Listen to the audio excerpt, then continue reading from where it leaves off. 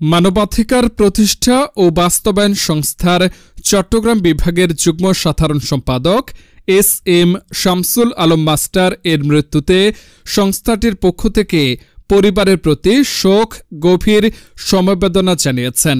বিস্তারিত দেখুন মোহাম্মদ কামাল উদ্দিন এর তথ্যচিত্রে। উনি লোক হিসেবে আলহামদুলিল্লাহ ভালো ছিলেন, শিক্ষিত মানুষ, আমাদের চলার সাথে সবসঙ্গী হিসেবে ছিলেন দীর্ঘদিন। আমরা উনির সাথে অনেক জায়গায় গেছি, রাঙামাটি, খাগড়াছড়ি, বান্দরবান অনেক জায়গায় ঘুরছি। উনি আমাদের সবসঙ্গী হিসেবে অনেক ভালো ছিলেন। অকালে তার মৃত্যুতে আমরা তার আত্মার মারফত কামনা করি, আল্লাহ তাকে ব্যস্ত নসিব করুক। আমরা তার পরিবারকে এবং আত্মীয় স্বজনকে আল্লাহ পাক ধারণ ক্ষমতা দিক, ধৈর্য ধারণ ক্ষমতা দিক, এটাই আমরা প্রার্থনা করি আল্লাহর কাছে। মানবাধিকার প্রতিষ্ঠা বাস্তবায়ন সংস্থার পক্ষ থেকে আমরা ওর পরিবার ওর পাশে আমরা যথাসাধ্য আমাদের সাধ্য অনুযায়ী থাকার চেষ্টা করব। এবং তিনি আমাদের দীর্ঘদিন আমাদের সাথে ছিলেন, মানবাধিকার প্রতিষ্ঠা বাস্তবায়ন সংস্থার সাথে কর্মকাণ্ড কাজকারবার ছিল। যদি কেউ কারোর আচরণ ব্যবহারে কেউ যদি কষ্ট পেয়ে থাকেন ক্ষমা দৃষ্টি দেখবেন। উনি আমাদের ছিলেন। এস.এম. শামসুল ইসলাম ছিলেন সাবেক যুগ্ম সাধারণ সম্পাদক, মানবাধিকার প্রতিষ্ঠা বাস্তবায়ন সংস্থা চট্টগ্রাম বিভাগের ছিলেন।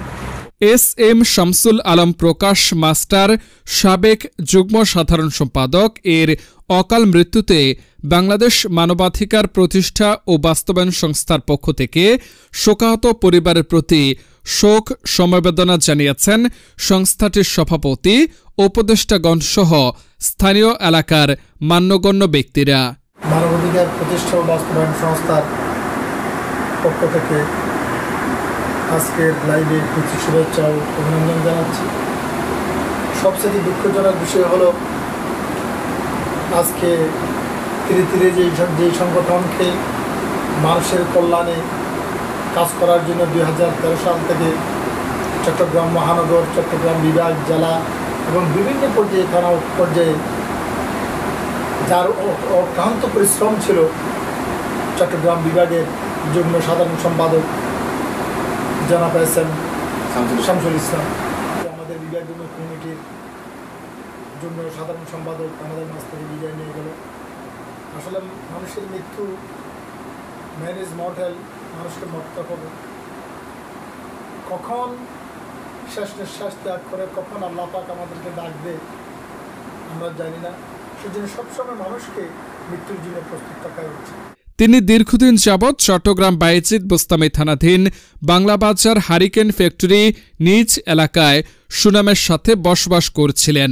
ভাষাগত একজন মাস্টার, সমাজসেবী ও বিভিন্ন ও রাজনৈতিক সংগঠনে একজন স্বেচ্ছাসেবী হিসেবে কর্মরত ছিলেন।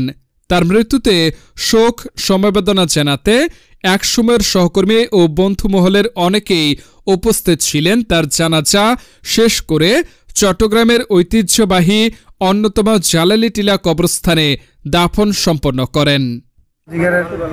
আদর্শ মাল্টিভার্স ছিল, আদর্শ মাল্টিভার্স একটা ছিল।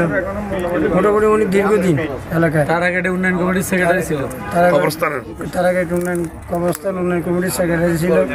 সামাজিক কাছে ওনার বেশিরভাগে ইয়া ছিল, উৎসব ছিল। শত শত ছেলেদেরকে সে পড়াইছে।